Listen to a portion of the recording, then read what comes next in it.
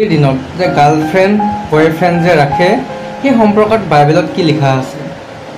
বাইবেলত স্পষ্টকৈ লিখা আছে আদি পুস্তক অধ্যায় 2 ভাৰ্চ 18 লিখা আছে যে মানুহৰ কাৰণে অকলে থকাটো বাঞ্ছনীয় নহয় বা শুভনীয় নহয়, গতিকে মই তোমাৰ কাৰণে এটা উপযুক্ত সহযোগী দিম বুলি ঈশ্বৰে প্ৰতিজ্ঞা কৰিলে।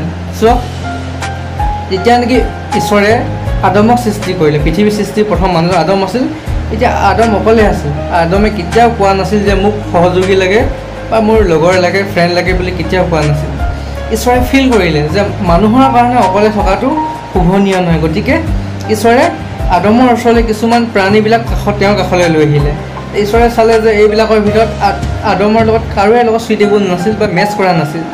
তেতিয়া আদমক গভীৰ নিন্দত শুৱাই দিলে, তেখেতৰ হাড়ৰ পৰা নাৰী উৎপন্ন কৰিলে। চ' ঈশ্বৰৰ প্লানিং কি আছিল? ঈশ্বৰে যেতিয়া নেকি মানুহৰ ওচৰলৈ আনে এজনী ল'ৰা বা ছোৱালী মিলাই আছে, ইয়াৰ কাৰণে শুভনীয় হয় নে নহয় মিলাই আছে, তাৰপিছতে ঈশ্বৰৰ প্লানিং মতেহে ৰিষ্টাটো হৈ যায়। সেইটো কাৰণে আজিকালি যিটো গাৰ্লফ্ৰেণ্ড বয়ফ্ৰেণ্ড বনোৱাৰ পিছতো কিছুমান সফল হৈ যায়। সফল হৈ যোৱা প্লানিংটো ঈশ্বৰৰ আছিল, যিটো নেকি সফল নহয় এইটো কাৰণে নহয়, কাৰণ কি ঈশ্বৰে আনি কিনে চায় যে এইবিলাক ইয়াৰ কাৰণে এইটো উপযুক্ত হয় নে নহয়। যেতিয়া নেকি উপযুক্ত নহয় তেতিয়াহে অলপ ব্ৰেক মাজত এখত লোকৰ মাজত আঁতৰাই দিয়ে। গতিকে এইটোক লৈ দুখিত হোৱাৰ কোনো কাৰণ নাই। গাৰ্লফ্ৰেণ্ড বয়ফ্ৰেণ্ড ব্ৰেকআপ হৈ যোৱাৰ পিছত বহুতে ভাগি পৰে, কি বুলি কয় ডিপ্ৰেশ্যনত গুচি যায় আৰু ছুইচাইড কৰি লয়। গতিকে ছুইচাইড কৰি লোৱাৰ কোনো কাৰণ নাই, ডিপ্ৰেশ্যনত গুচি যোৱাৰ কোনো কাৰণ নাই। মনোবল ৰাখিব লাগে যে বাইবেলখন পঢ়িব লাগে, ধৰ্মগ্ৰন্থ পঢ়িব লাগে, পবিত্ৰ। ঈশ্বৰে আমাৰ কাৰণে প্লানিং কৰিয়ে থৈছে যে এই ল'ৰাটোক বা এই ছোৱালীজনীক এইজন ল'ৰা বা ছোৱালীক দিম বুলি।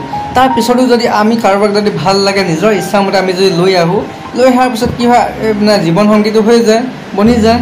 কিন্তু সেইটো ঈশ্বৰৰ এটা বিৰুদ্ধে যায়, ঈশ্বৰৰ এগেইনষ্টত যোৱাৰ কাৰণে পিছত কি হয়, আধা ৰাস্তাত গৈ কিনে ব্ৰেকআপ, ডিভৰ্চ তেনেকুৱা ধৰণৰ বা কেতিয়াবা জীৱনৰ অশান্তি, সন্দেহ ফাট মেলি যোৱাৰ দেখা পোৱা যায়।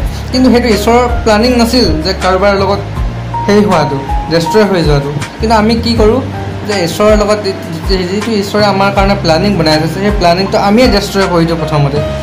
যিহেতু আমি ডেষ্ট্ৰয় কৰি দিওঁ, গতিকে ঈশ্বৰৰ এগেইনষ্টত যোৱাৰ কাৰণে আমাৰ জীৱনত অশান্তি হৈ যায়।